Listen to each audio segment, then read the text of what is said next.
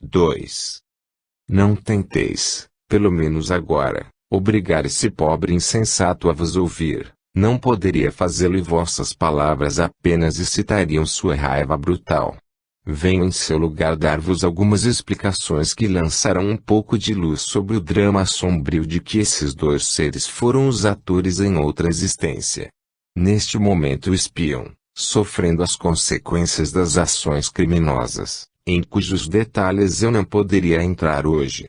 Sabei apenas que, dessas duas individualidades, Alexandre foi, sob outro nome e noutra época, subordinado de Voldemar, numa condição social que podereis presumir por algumas palavras do relato que lestes. Meditai a passagem em que se diz que Alexandre exigia que tocassem o sino no começo de suas refeições, e estareis no caminho. Subordinado, como vos disse, a Voldemar, sob a instigação deste cometeu diversas ações, cuja responsabilidade ambos carregam hoje, e que são a fonte de seus sofrimentos. Alexandre era e ainda um caráter fraco e vacilante, quando uma causa qualquer dava a alguém o domínio sobre ele, para os outros era altivo, déspota, brutal. Em suma, estava sob o domínio do irmão. O que os dois fizeram é o que o futuro vos dirá na sequência deste estudo. Passemos aos resultados. Prometeram jamais se trair nem se abandonar. Além disso, Voldemar se reservou tripudiar, com toda a sua vontade poderosa, sobre o infeliz cúmplice. Vistes que ele o tinha tomado como alvo de suas zombarias, na fase de existência que percorreram juntos. Dotados de inteligência pouco comum, esses dois seres haviam formado anteriormente, pela associação de suas inclinações más, uma temível liga contra a sociedade. Voldemar foi levado por um desígnio da providência, que assim preparava o caminho da renovação desses dois seres. Dominado por sua promessa, Alexandre queria seguir o irmão no túmulo, mas sua afeição por uma pessoa, da qual se falou no relato, e a fadiga de um jugo que suportava a duras penas, fez tomar-se a resolução de lutar. O irmão não o podia matar materialmente, mas o matou moralmente, envolvendo num emaranhado de influências que determinaram a cruel obsessão, cujas consequências conheceis. O sonâmbulo que designou essa afecção sob o nome de doença de Nabucodonosor não estava tão longe da verdade quanto se podia crer, porque Nabucodonosor não passava de um obsedado, convencido de se ter transformado em fera. É, pois, uma obsessão que, como sabeis, não exclui a ação da inteligência e não a aniquila de maneira fatal. É um dos casos mais notáveis, cujo estudo só poderá ser proveitoso a todos. Nesta noite ele nos arrastaria muito longe, pelos desenvolvimentos que reclama. Limitar-me-ei a essa exposição, pedindo-vos ao mesmo tempo reunir vossas forças espirituais para evocar Voldemar. Como teme com razão, em sua ausência o irmão recobra a energia e pode libertar-se. Eis porque lhe repugna deixá-lo e sobre ele exerce uma ação magnética contínua. O guia de ambos, Paulo Ricci. 3. Médium, Senhora Delane. Meus irmãos bem-amados, certos fatos referidos nas Escrituras são olhados, por muita gente, como fábulas para crianças. Desdenharam-nos, porque não os compreenderam e recusaram-lhes dar fé. No entanto, liberto da forma alegórica, o fundo é verdadeiro e só o Espiritismo poderia dar-lhe a chave. Vai produzir-se de diversas naturezas, não só nos espíritas, mas em todo o mundo e por toda a terra, forçando os cientistas a estudar, e é então que poderão convencer-se, a despeito do que digam alguns, que o Espiritismo ensina o novo, porque é por ele que se terá a explicação do que ficou inexplicado até hoje. Não se vos disse que obsessão ia acionar de novas formas. Este é um exemplo. A punição de Nabucodonosor não é uma fábula. Ele não foi, como dissestes muito judiciosamente, transmudado em fera, mas estava, como no caso que vos ocupa neste momento, privado por algum tempo do livre exercício de suas faculdades intelectuais, e isto em condições que o assemelhavam à fera, fazendo do poderoso déspota objeto de piedade para todos. Deus o tinha ferido no seu orgulho.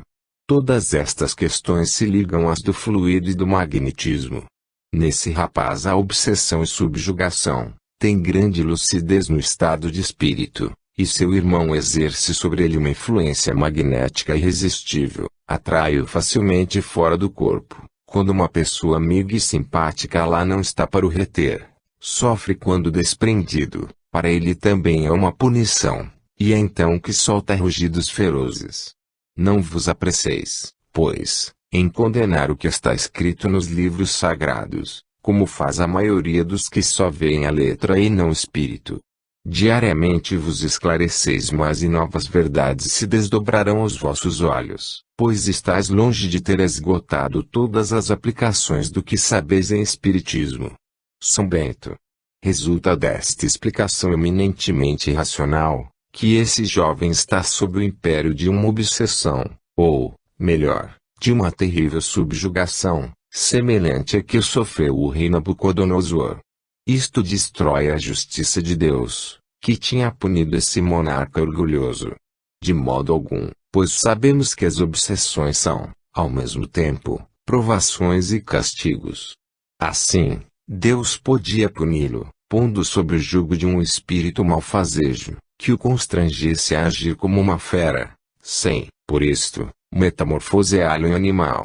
A primeira dessas punições é natural e se explica pelas leis das relações entre o mundo visível e o mundo invisível. A outra é antinatural, fantástica e não se explica. Uma se apresenta, em nossos dias, como uma realidade, sob as diversas formas da obsessão. A outra só se acha nos contos de fadas.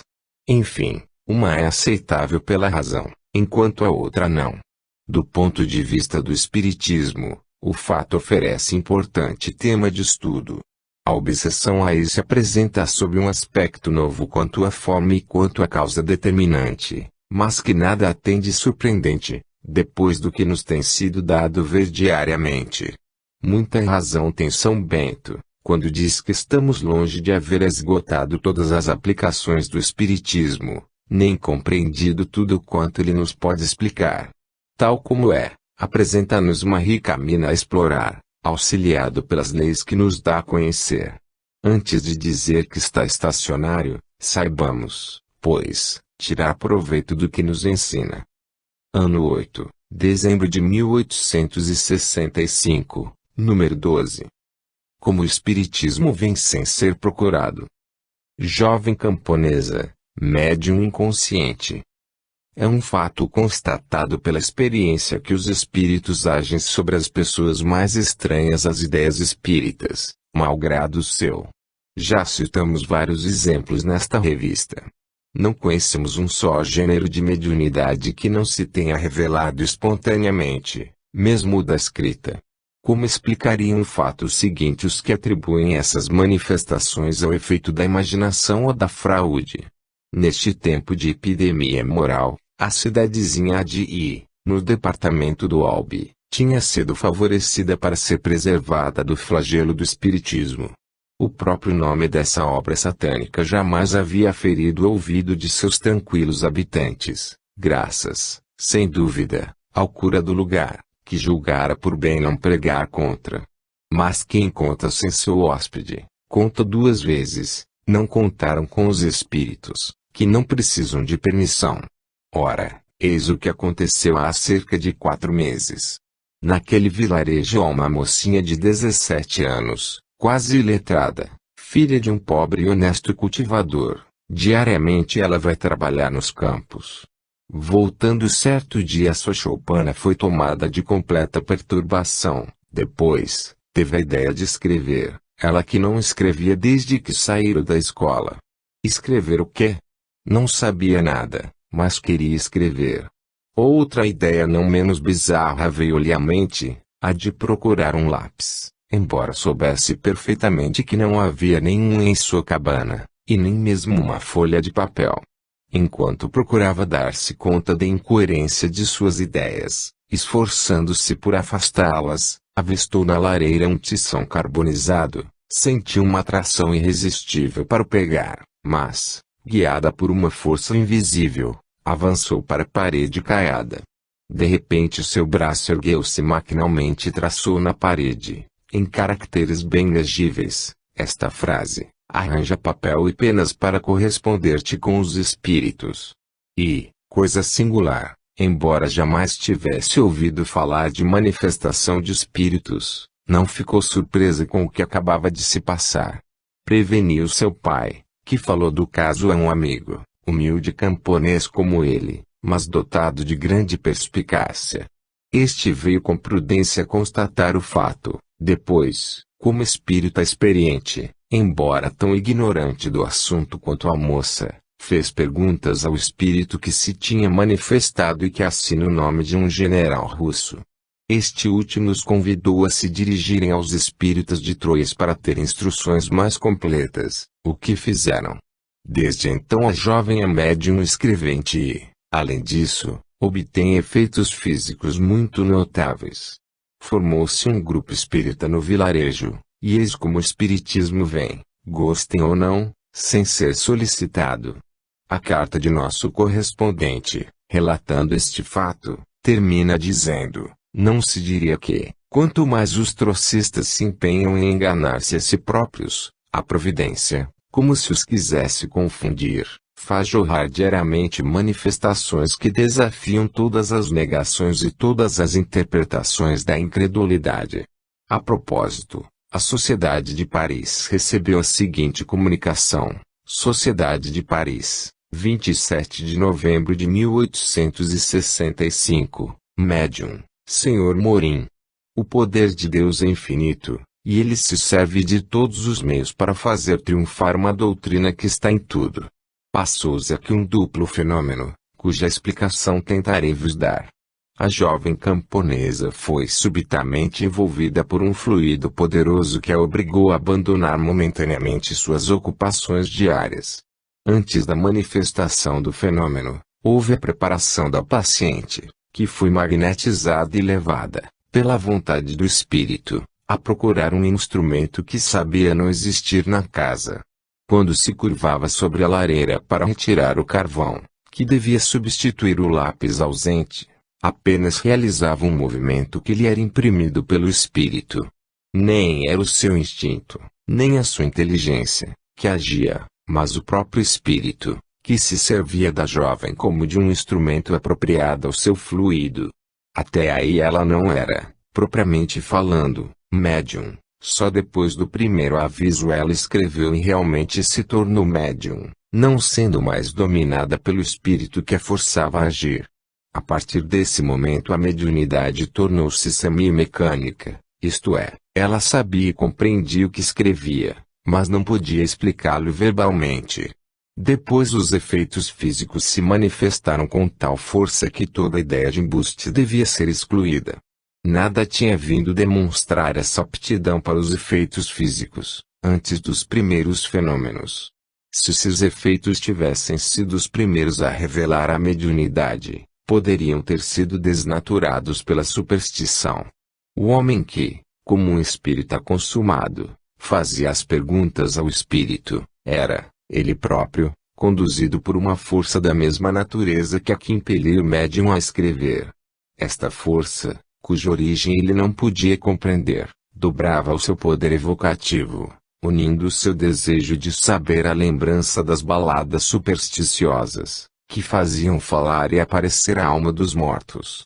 Só um estudo sério dos princípios da doutrina pode fazer que esses novos adeptos compreendam o lado real, positivo e natural da coisa, afastando o que aí pudessem ver de sobrenatural e de maravilhoso. Eis, pois, os dois principais atores desses fatos que, malgrado seu, representaram o seu papel. No que se passou, serviram de instrumentos tanto mais potentes quanto eram ignorantes e sem ideias preconcebidas. Como vedes, meus amigos, tudo concorre para fazer resplandecer a luz, e os mais iletrados podem dar lições aos mais sábios. O guia do médium. Espíritos de dois sábios incrédulos a seus antigos amigos da terra. Quando os mais incrédulos, os mais obstinados transpõem o limiar da vida corporal, São forçados a reconhecer que vivem sempre, que são espíritos, pois não são mais carnais e, consequentemente, há espíritos, que esses espíritos se comunicam com os homens, desde que o fazem entre si. Mas a sua apreciação do mundo espiritual varia em razão de seu desenvolvimento moral, de seu saber ou de sua ignorância, da elevação ou da abjeção de sua alma. Quando encarnados, os dois espíritos de que falamos pertenciam à classe dos homens de ciência e de alta inteligência. Ambos eram incrédulos por natureza, mas, homens esclarecidos, sua incredulidade era compensada por eminentes qualidades morais. Assim, uma vez no mundo dos espíritos, prontamente encararam as coisas em seu verdadeiro ponto de vista e reconhecem seu erro. Sem dúvida, nada há nisto de extraordinário e que não se veja todos os dias. Se publicamos suas primeiras impressões, é por causa do seu lado eminentemente instrutivo. Ambos morreram faz pouco tempo. O primeiro, o Sr. M. L., era cirurgião do Hospital B, e cunhado do Sr. Averon, membro da Sociedade Espírita de Paris. O segundo, Sr. Guy, era um sábio economista, amigo íntimo do Sr. Colliers, outro membro da sociedade. Inutilmente o Sr. Veron havia tentado trazer o cunhado às ideias espiritualistas. Ao morrer, tornou-se mais acessível às suas instruções. Eis uma das primeiras comunicações que dele recebeu. Paris, 5 de outubro de 1865. Médium, Sr. Desliens, meu caro cunhado, uma vez que estamos, a bem dizer, na intimidade, e desde que não receio tomar o lugar de alguém que vos pudesse ser mais útil que eu, venho com prazer ao vosso apelo, já que me solicitastes. Não espereis, desde hoje, ver-me desdobrar todas as minhas faculdades espirituais. Sem dúvida eu poderia tentá-lo, e talvez com mais sucesso do que quando era vivo, mas a minha presunção orgulhosa está muito longe de mim, e se me julgavam uma sumidade na terra, aqui sou muito pequeno. Quanta gente que eu desdenhava e cuja proteção e ensinamentos me sinto feliz por encontrar hoje. Os ignorantes daqui de baixo muitas vezes são os sábios lá do alto, e quanto à nossa ciência, que julga tudo saber e nada quer admitir fora de suas decisões, é ilusória e limitada. Ó orgulho humano! Por força do hábito, quanto tempo ainda ficarás nesta terra, onde, depois de tantos séculos, o espírito de rotina bloqueia o progresso em sua marcha incessante? Não conheço o fato, ele está fora de meus conhecimentos, portanto não existe. Tal nosso raciocínio aqui embaixo. É que, se o admitíssemos, ou, ao menos, se estudássemos esse fato, resultado de leis desconhecidas, teríamos de renunciar a sistemas errôneos, apoiados em grandes nomes que constituem nossa glória e, pior ainda, obrigados a confessar que nos enganamos. Não, nós outros negadores encontramos um Galileu universal que nos vem dizer, eu sou espírito, estou vivo, fui homem e, vós mesmos, ó homens, fostes espíritos e vos tornareis como eu, até que, por uma sucessão de encarnações, estejais depurados para subir outros degraus da escala infinita dos mundos. E nós negamos. Mas, como dizia Galileu, após suas retratações, e, contudo, se move, o Espiritismo nos vem dizer, e, contudo, os espíritos estão aqui, manifestam-se. Nenhuma negação poderia derrubar um fato. O fato brutal existe, nada se pode contra ele. O tempo, esse grande educador, fará a justiça de tudo, varrendo uns, instruindo outros. Sede dos que se instruem. Fui ceifado na idade madura do meu orgulho e sofri a pena de minhas negações.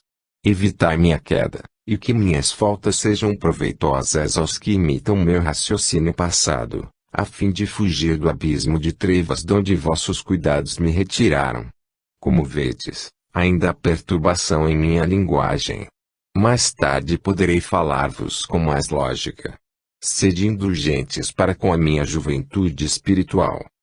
M. L. Li desta comunicação na Sociedade de Paris, O espírito comunicou-se espontaneamente, ditando o seguinte: Sociedade de Paris, 20 de outubro de 1865, Médium, Sr. Desliens. Caro Sr. Allan Kardec, permite a um espírito, que os vossos estudos levaram a considerar ser, a existência de Deus sob seu verdadeiro ponto de vista, vos testemunhei o seu reconhecimento. Nesta terra ignorei vosso nome e vossos trabalhos. Talvez, se me tivessem falado de um e dos outros, eu tivesse usado de minha ver vitrucista, como fazia com todas as coisas tendentes a provar a existência de um espírito distinto do corpo. Eu estava cego, perdoai-me. Hoje, graças a vós, graças aos ensinamentos que os espíritos espalharam e vulgarizaram por vossa mão, sou outro ser, tenho consciência de mim mesmo e vejo a minha meta. Quanto ao reconhecimento não vos devo, a vós e ao espiritismo. Quem quer que me tenha conhecido hoje e lê o que é a expressão de meu pensamento, exclamará: este não pode ser o que conhecemos, aquele materialista radical, que nada admitia fora dos fenômenos brutos da natureza. Sem dúvida aí, contudo, sou eu mesmo.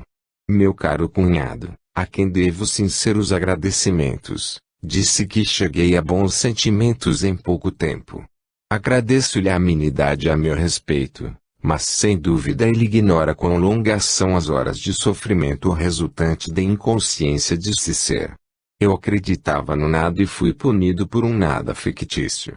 Sentir-se ser e não poder manifestar seu ser, julgar-se disseminado em todos os restos esparsos que formam o corpo, tal foi minha posição durante mais de 2 meses. 2 séculos. Ah! As horas de sofrimento são longas. E se não se tivessem ocupado de me tirar dessa lamentável atmosfera de niilismo, se não me tivessem constrangido a vir a essas reuniões de paz e amor, onde eu não compreendia, não via e não ouvia, mas onde fluidos simpáticos agiam sobre mim e me despertavam, pouco a pouco, de meu pesado torpor espiritual, onde estaria eu ainda? Meu Deus! Deus! Que doce nome a pronunciar por quem, durante tanto tempo, empenhou-se em negar esse Pai tão grande e tão bom. Ah! Meus amigos, moderai-me, porque hoje só temo uma coisa, tornar-me fanático dessas crenças que teria repelido como vis desatinos, se outrora tivessem vindo ao meu conhecimento.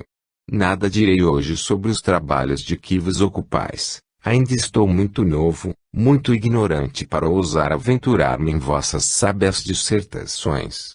Já o sinto, mas não sei. Apenas vos direi isto, porque sei, sim, os fluidos têm uma influência enorme como ação curadora, se não corporal, de que nada sei, pelo menos espiritual, porque experimentei a sua ação. Eu vos disse e repito com alegria e reconhecimento, eu ia, constrangido por uma força invencível, sem dúvida de meu guia, às reuniões espíritas. Eu não via, nada ouvia aí, contudo, uma ação fluídica, que eu não podia atinar, curou-me espiritualmente. Agradeço de boa vontade a todos que adquiriram direitos eternos ao meu reconhecimento, tirando-me do caos onde eu havia caído, e vos peço, meus amigos, a bondade de me permitir vir assistir em silêncio às vossas sábias assembleias, pondo mais tarde minhas fracas luzes científicas à vossa disposição. M. L. Pergunta: poderias dizer-nos, assistido por vosso guia, como pudestes reconhecer tão prontamente os vossos erros terrestres, ao passo que bom número de espíritos, a quem não se poupa cuidados espirituais, ficam tanto tempo sem compreender os conselhos que lhes são dados? Resposta: caro Senhor, agradeço-vos a pergunta que houvestes por bem dirigir-me e que penso poder resolver eu mesmo, com a assistência de meu guia. Sem dúvida podeis ver uma anomalia em minha transformação, pois, como dizeis, há seres que, malgrado todos os sentimentos agem em seu favor, ficam muito tempo sem se deixar abrir os olhos. Não querendo abusar de vossa benevolência, dir-vos em poucas palavras, o espírito que resiste à ação dos que agem sobre ele é novo em relação às noções morais. pode ser um indivíduo instruído, mas completamente ignorante em relação à caridade e à fraternidade, numa palavra, desprovido de espiritualidade. É-lhe necessário aprender a vida da alma que, mesmo no estado de espírito, lhe foi rudimentar. Para mim foi completamente diferente. Digo-vos que sou velho, em face de vossa vida, embora bastante jovem na eternidade.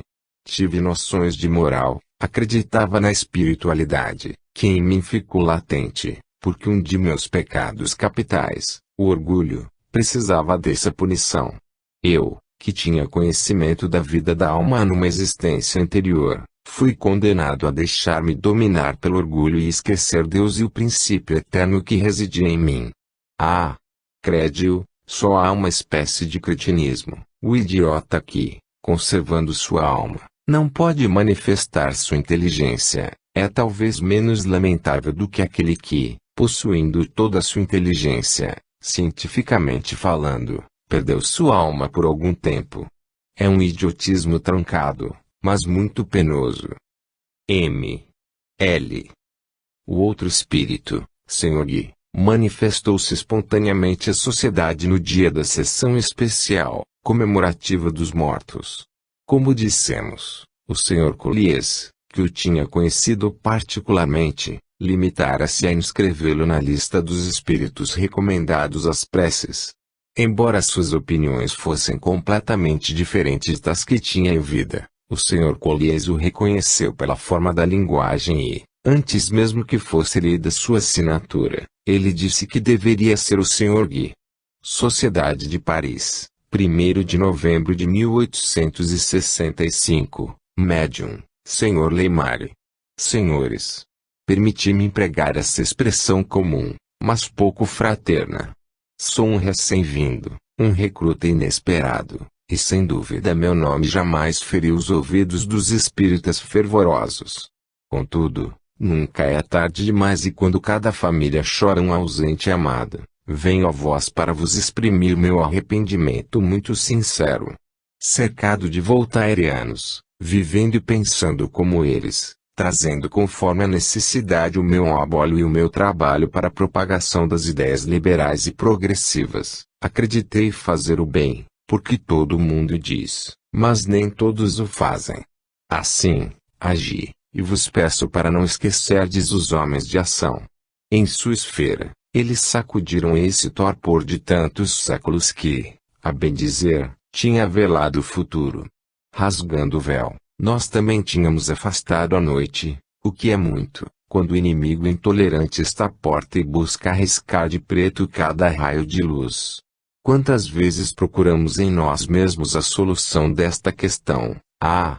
Se os mortos pudessem falar. Reflexão profunda, absorvente, que nos matava na idade das desilusões, quando todo homem marcado por um acaso aparente tornava-se uma luz na multidão. Aí está a família. Jovens frontes cândidas pedem os nossos beijos de esperança, e nada podemos dar, porque essa esperança nós a selamos sob uma grande pedra muito fria, que chamamos incredulidade. Mas hoje creio, venho a vós cheio de esperança e fé, dizer-vos, espero no futuro, creio em Deus, os espíritos de Béranger, de Royer-Collard, de Casimir Perrier. Não me desmentirão.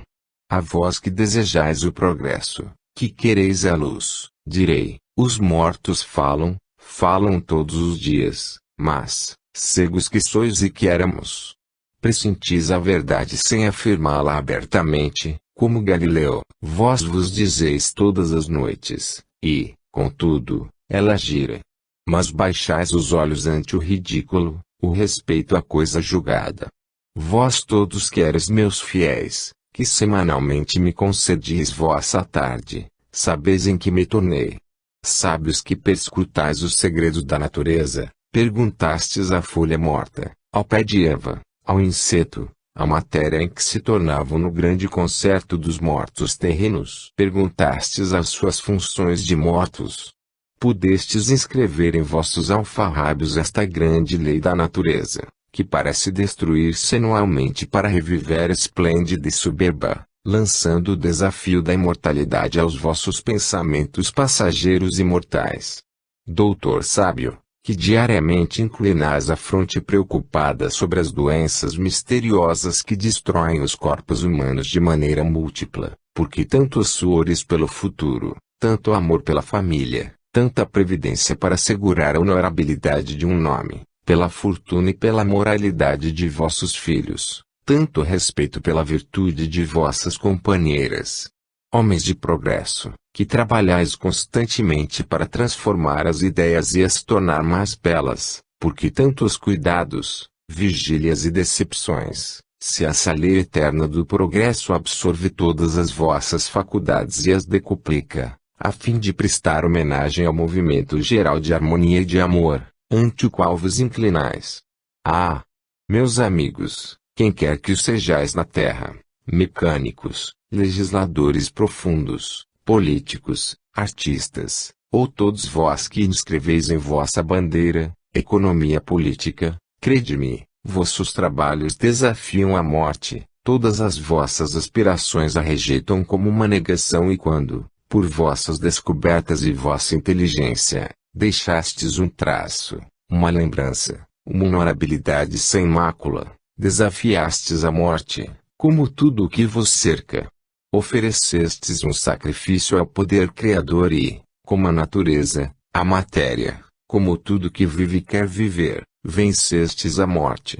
Como outrora, como tantos outros, vos retemperais do aniquilamento do corpo que é a vida, e dispara o eterno para vencer a eternidade. Mas não a vencereis, porque ela é vossa amiga.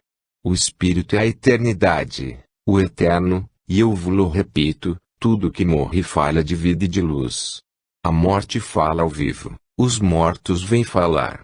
Só eles têm a chave de tudo, e é por eles que vos prometo outras explicações. Gui. Sociedade Espírita de Paris, 17 de novembro de 1865, Médium, Sr. Leymare. Fugiram da epidemia e, neste pânico singular, quantas falências morais, quantas defecções vergonhosas. É que a morte se torna a mais violenta expiação para todos os que violam as leis da mais estrita equidade. A morte é o desconhecido para a fé vacilante. As religiões diversas, com o paraíso e o inferno, não puderam firmar-se naqueles que possuem abnegação, em vão ensinada pelos bens terrenos, nenhum ponto de referência, nada de bases certas, difusão no ensino divino, isto não é certeza. Assim, salvo algumas exceções, que terror, que falta de caridade, que egoísmo nesse salve-se quem puder geral dos satisfeitos. Crer em Deus, estudar sua vontade nas afirmações inteligentes, estar certo de que as leis da existência estão subordinadas a leis superiores divinas, que tudo medem com justiça, que dispensam a todos, em diversas existências, o sofrimento, a alegria, o trabalho, a miséria e a fortuna, parece-me, o que buscam todas as sábias pesquisas, todas as interrogações da humanidade. Ter a sua certeza não é a verdadeira força em tudo. Se o corpo esgotado dá liberdade ao espírito, a fim de que este viva segundo as aptidões fluídicas que são a sua essência, se esta verdade se torna palpável, evidente como um raio de sol, se as leis que encadeiam matematicamente as diversas fases da existência terrena e extraterrena, ou da erraticidade, tornam-se para nós tão claramente demonstradas quanto um problema algébrico, então não teríeis em mão o segredo tanto procurado, o porquê de todas as vossas objeções, a explicação racional da fraqueza dos vossos profundos estudos em economia política, fraqueza terrificante para a teoria, porque a prática destrói em um dia o trabalho da vida de um homem. É por isso, amigos, que venho suplicar-vos que leiais o livro dos Espíritos, não vos detenhais na letra, mas possuí-lhe o espírito. Pesquisadores inteligentes, encontrareis novos elementos para modificar o vosso e o ponto de vista dos homens que vos estudam. Certos da pluralidade das existências, encarareis melhor a vida, definindo-a melhor, sereis fortes. Homens de letras, Pleiade pobre e bendita, dareis à humanidade uma semente tanto mais séria quão verdadeira. E quando virem os fortes, os sábios crerem ensiná-las máximas fortes e consoladoras, amar-se-ão melhor e não fugirão mais ao suposto mal invisível. A vontade de todos, homogeneidade poderosa, destruirá todas essas fermentações gasosas e envenenadas, única fonte das epidemias. O estudo dos fluidos, feito de um outro ponto de vista, transformará a ciência. Observações novas alumiarão a estrada fecunda de nossos jovens estudantes, que não mais irão, como orgulhosos, mostrar ao estrangeiro a sua intolerância de linguagem e a sua ignorância. Não serão mais o escárnio da Europa, porque os mortos amados lhes terão dado a fé e esta religião do espírito, que primeiro moraliza, para depois elevar as regiões serenas do saber e da caridade. Gui. Fim.